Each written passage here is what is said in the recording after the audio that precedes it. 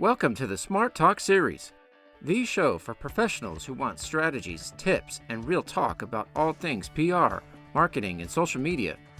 Your host is Melissa Vella-Williamson, an award-winning, accredited, and nationally recognized PR pro and communication thought leader. And now your host, Melissa Vella-Williamson. Hello, and welcome to the Smart Talk series. I'm Melissa Vella-Williamson. This season, our focus is on passing the mic. During this series, we're going to pass the mic and interview guests who shared their expertise with me in my new book, Smart Talk, Public Relations Essentials All Pros Should Know. If you're new to the Smart Talk series, I kick off each season on my own and then bring in more industry experts to discuss these topics with. Check out seasons 1 through 4 for lots of Smart Talk discussions. Candid, insightful talk on topics like public relations, crisis communication, communicating during turbulent times, social responsibility, multicultural marketing, and more. Let's jump in and get started with this season's focus, passing the mic. I've learned a lot since I started my career journey. It's been 2 decades, and one truth has become more pronounced and seems even more important each year I'm in the public relations field. Representation matters. Seeing is believing. And for a lot of people, representation equals belief. Those of us at the leadership level have the privilege and responsibility to role model how we got to our positions for other interested professionals. Identity is multidimensional. We're all made up of different puzzle pieces that connect to make the picture of how we see ourselves. Take me, for instance. I see myself as a woman, Latina, a wife, mother, daughter, sister, friend, professional, and now an author. That new piece of my identity, being an author, is part of the mosaic I'm not quite comfortable with because it's so new and feels, grand? Final? I'm not quite sure yet, but I'm working to add it to my story and not let it be the main character of my story. And that's what's interesting about being an author and being multidimensional. It's teaching me a lot about how I see the world now and how people see me. And I certainly never thought I'd be an author, but I've also learned to embrace never say never. Representation matters so much because it really does equal that believability. For some people, it also equals hope. Someone has done something that we relate to because we relate to them. Those of us who know someone who's done something great, we're more likely to follow their footsteps and do something great too. This representation just keeps coming up as a theme these last few years, and especially since I've become an author. Recently, I published a new column for the Public Relations Society of America in the Strategies and Tactics magazine, and it's called Cultural Competency is a Must for All. And the reason I wrote that was because a few months ago in November 2022, I was so excited to attend PRSA's international conference. It was in Texas, so all the timing was perfect for me to drive on up and host a booth and share my book and talk about what was inside. And I was really excited. I was able to speak to both the students and the professionals during ICON 2022. And I really dug into the new book and some of the big insights from it. And what I found was that there were some really high highs and some very unexpected lows since publishing this book. And it's only been a few months. But the uncomfortable moments surprised me because a lot of them have come from professional communicators. While I was at the conference, we had all kinds of people come up to us, a lot of students after I spoke to the student track, and then professionals after I spoke at the professional track. And a lot of the colleagues made comments to me that seemed like if I wasn't a Latina, they wouldn't have said that. A lot of them seemed uninformed and sometimes patronizing. The younger or even more diverse audiences, they definitely embraced me. They were excited that I was an author. They were excited about the book. They wanted to talk about how I wrote the book or my background and how I got to PR. And really talking about that nonlinear path resonated with just about everyone. But it was really, really special to meet some of my podcast listeners. A few of you came up to me and said, I've been excited to meet you and I want to hear about your book and please sign my book. And wow, that was like so validating and affirming. And really, I couldn't have dreamt of a better way of coming out with a book during those moments. And there was no question that I was a legitimate author. But there were moments certainly where I had colleagues, a lot of the more experienced pros, those who have been in the field for a long time, would make comments to me about my age. How old was I? Was I old enough? Oh, I didn't look this old, or I did look this old, whatever that was. It didn't feel appropriate. I had comments made to me about my height. Someone asked me what Native American tribe I was from. And as I dug into and had to answer questions about, well, what is my ethnic background and whatnot, I just kept thinking, if I had a different color skin, if I had different color hair, would this topic even come up? What did this really have to do with this book, which for a lot of pros is like a PR primer, but it's more progressive for those who are experienced. And it just really kind of highlighted the fact that none of us are done learning. And even if you've been in communication for several years, particularly if you've been in for several decades, there's still a lot you need to adapt to and learn about. And that is that cultural competency. Understanding that, oh, I'm approaching someone and maybe they're different from me, but let's think about what makes us the same. And if you're talking about a PR book, maybe that you both practice PR. I had some people who also congratulated me in Spanish, which for Latino pros, it was their dominant language. They're comfortable in it. Absolutely. Do what makes you comfortable. I'll adjust to you. But a lot of times there were people who weren't Latino, who I was exchanging English terms and words with, and then just threw out some kind of phrase in Spanish to congratulate me. And again, it was just awkward. And I really had to, in some cases, explain why I didn't speak Spanish and why my parents didn't speak Spanish. And again, that feeling that you have to prove yourself or do extra work to show that your efforts are valid and you're part of the profession. And I think that's what a lot of people of color experience in all the industries, quite frankly. There's no one industry that I read about that says, oh, the representation is absolutely equal compared to the percentage of what that representation is in terms of the community population in the US, right? There's no equal balance there.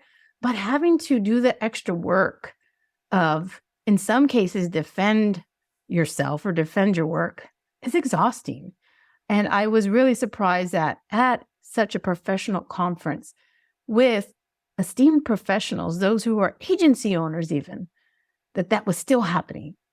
So what that says to me is we really need to think about what kind of representation we're putting out there, both as pros, when we have that opportunity, when we have the mic, when we have the stage, and then when we are experiencing that platform or voice from another, how are we respecting them? How are we appreciating them?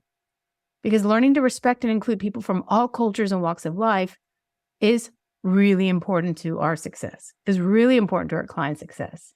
And we have to make sure we emphasize what is similar about us instead of emphasizing the differences that divide us. We should be working to grow together. So my experience at this recent conference and some of the different experiences I've had, mostly in person, really, not so much online, while it's been a little up and down and sometimes a little unsettling, it's really made this mission and this idea of identity of representation and how important it is and how important it is that that remains positive, more important to me than ever. And so for us to make public relations and communication work more inclusive, we definitely have a way to go, and that's going to have to start from within. In the book, I talk about the invitation theory.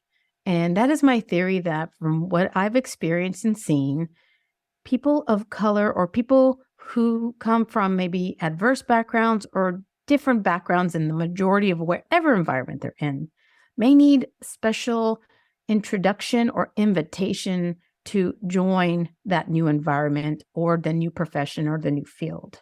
And so it's our job as working professionals to invite others into our space. And really, what this all comes down to is that old saying, birds of a feather flock together. Our parents often tell us, show me your friends and I'll tell you who you are. And that absolutely is part of our experience as working professionals. Our brains are still wired from decades ago, generations ago, when we were cave people and we were really trying to categorize safe and unsafe environments and tribes and people. And that still happens today. And the work we need to do is override that natural wiring and make sure that we're making conscious efforts to be careful with our communication, be careful with our responses and our words, but then also making sure that we include others into our groups and make sure we don't have this experience of in groups and out groups. Whenever we notice that, that's okay. It's our natural bias, our natural preference. We need to make sure that we include and do the work of asking others in and putting ourselves in situations where we're meeting new kinds of people with different kinds of thoughts. As communicators, we have the power to really shape the representations of who people are, of what people are even, from our own work and what we include in that work. So I want you to think through, especially during this season, when you're creating marketing materials, when you're creating PR materials, what kind of terminology are you using? Is it inclusive? When you are meeting new people, are you making an effort to really tailor how you talk and how you speak and what words you use to what would most respect them? When you create visuals, photos, or videos, is there anyone missing? Any color of people missing? Any type of people missing, right? What kind of portrait are you really painting? And I wanted to ask myself when I wrote this book, those kind of questions too. I felt like, yes, I had a lot of advice to give, but it was really important for me to have others weigh in and share their points of view on the different themes I unfold. So at the end of each chapter, chapters 1 through 10, we have a section called Pass the Mic. And in the Pass the Mic section, I ask different pros. Most of them are from different parts of the US. They have different points of view, different areas of expertise. And of course, they're different ethnic backgrounds and lifestyle backgrounds, right? But I asked each one of them, tell me. I asked a question related to the chapter, and I asked a question related to the topic of the chapter, and I asked for their input. I passed the mic metaphorically to them and said, give me your opinion on this topic. Because it was really important for me to have others weigh in and share their voice and their different perspectives on it. I got the phrase pass the mic and this idea from a few years ago during the Black Lives Matter protests. I noticed that some social media influencers were sharing their spotlight or their platforms using this hashtag pass the mic with other diverse influencers. A lot of these social media influencers had big followings. A lot of them were from the white community and were inviting Black social media pros onto their channels or Latino pros to take over their feed and share their ideas and context and their visuals and their thoughts with their followers. And so it was really great to see that collaboration where each one found that opportunity beneficial. And that's really the magic of partnerships. And that's what's special. Both sides really benefit not only from the exposure, but the growth that happens when you work with someone else, particularly someone that's different from you. So these diverse pros that come and share their voice in my Pass the Mic section have a lot to offer you. I'm excited for them to be profiled. We've got about 5 coming up this season that will join me as we spotlight their journey in their industries, how they got to where they are, what they think is special about it, and tips for you on how to be a better communicator from their platform or their stage of reference. Remember, there's enough opportunities for everyone out there. And the idea is, how can you use your platform, use your leverage, use your privilege to share that with others? So join me this season as I spotlight 5 different pros who took on that Pass the Mic challenge with me. I appreciate each one of my Pass the Mic contributors from my book, and I hope as you read Smart Talk, you're inspired to share your stage or your platform or work opportunities with people who could also benefit from them. There's enough opportunity out there for everyone, and we make new opportunities when we work together. As you listen to this season, I want you to think about why representation matters and how it mattered to you. For a lot of people, this representation is like role modeling. It provides a script of how to do something. So, what do you represent? Who do you represent? If identities are complex, understand that you represent a multitude of people. People who see themselves in you, your story, in your wins, and in your struggles. I recognize my PR origin story resonates much more than my present story. And it's the journey and that struggle and what we learn that are the best stories we can tell. Thanks to our listeners for joining me for today's episode. We love diving deep into communication topics to elevate our industry practice. If you'd like to go deeper, you can work with me as a trainer, consultant, or hire my firm for strategic communication planning or PR strategy services. And in case you missed it, Smart Talk, Public Relations Essentials All Pros Should Know is out. You can buy your copy to get my advice, tips, and tools about all things public relations. Available on Amazon, or get your autographed copy at mvw360.com/book. If you've already got your copy, please leave us a review on Amazon. It would mean the world to us and helps more aspiring pros find the book. And as always, think smart and communicate smart. And I'll see you next time. Thank you for joining us for another episode of the Smart Talk series. If you learned something or enjoyed our conversation, share it on social media or send to a friend. To learn more about this and other communication topics, visit mvw360.com. That's mvw360.com.